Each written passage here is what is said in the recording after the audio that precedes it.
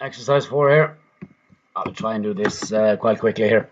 But we will find the area of this figure here, and we just have to divide into two rectangles, not two triangles, and this will be the wise way of dividing into two ones here. And I just need to find A1 and then A2 and just add them together. And A1 is really easy to find here. We actually just use the rule we have used since we were small kids. The baseline times the height divided by 2, and the baseline is 70 times the height, which is 80, divided by 2, and that will be 2,800 square meters. That's the answer there. You can even use calculator if you want. And then we need to find A2.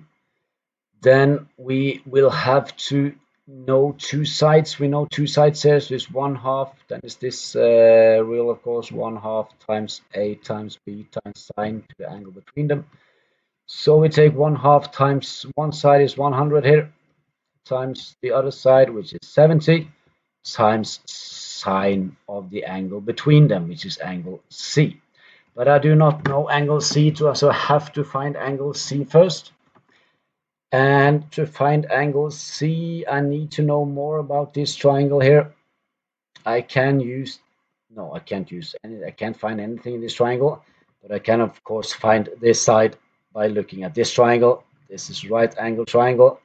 So we just use our Greek friend Pythagoras, and we know that to find this side, we just take 80 square plus 70 square, and we get an answer here, and we take the square root of that. We can take this on calculator or whatever here. Let's do it on calcs here.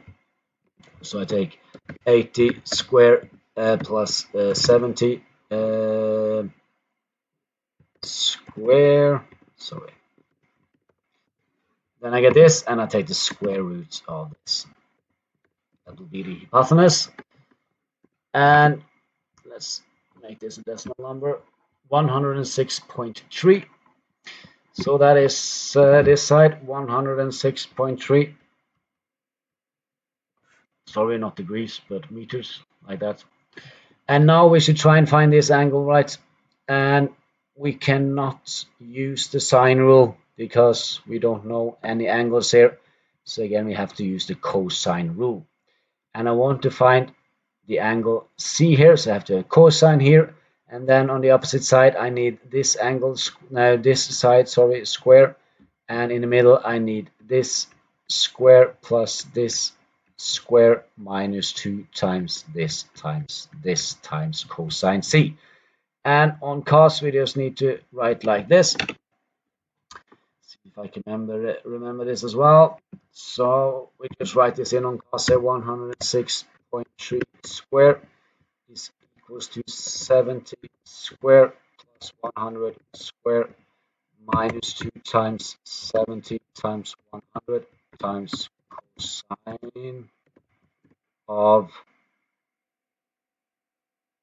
x. That's what I was going to find, x degrees, and we just press this one, and here these things happens. We get a really strange answer. 2,440.4.9 degrees is actually correct, but it's not the one we're looking for. So I then have to do like this. After the equation, I have to press comma, and then you just write 90, and the answer will be close to 90, and that's what I want. Just you can always write 90 here. You can write 80 if you want as well, no matter what. But if I now press this one, I do not get an answer. Maybe I have to press this one, x. Yes, there we go. X equals 2. So I get 75.1 degree, which looks pretty correct, right? So this is 75.1 degrees. And then, of course, we can find the area of the second triangle here is 1/2 times 100 times 70 times sine of 75.1 degrees. So I just put this into cos, and I add 2,800, which was the first triangle. So we get 1/2 times 100 times 70 times sine of 75.1 degrees, and then I just add 2800, which was the other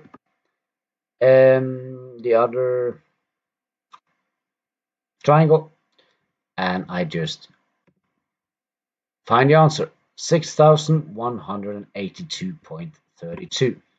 So that is the area, of the whole figure here, 6182.32. That is the area of this thing here. Yes, 6182. One more time, 6182.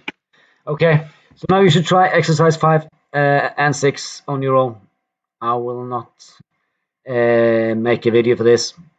We can look at it on Thursday if you're stuck, but I have written the answer on exercise 5, and the answer of exercise 6 is in the exercise itself, right?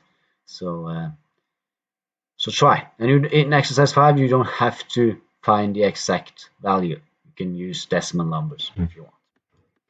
Okay.